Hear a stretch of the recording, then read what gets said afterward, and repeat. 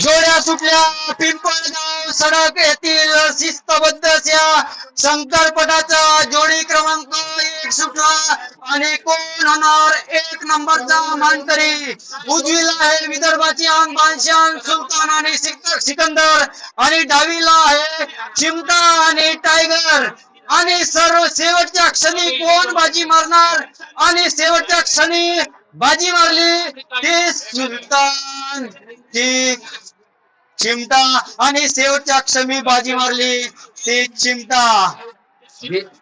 मध्य प्रदेश अजिम पटेल बिहिरिया यांच्या चिमटा आणि टायगर ठरले 1 नंबर पल्सरचे मानकरी आणि ठरले ते पिंपळगाव केसरीचे मानकरी.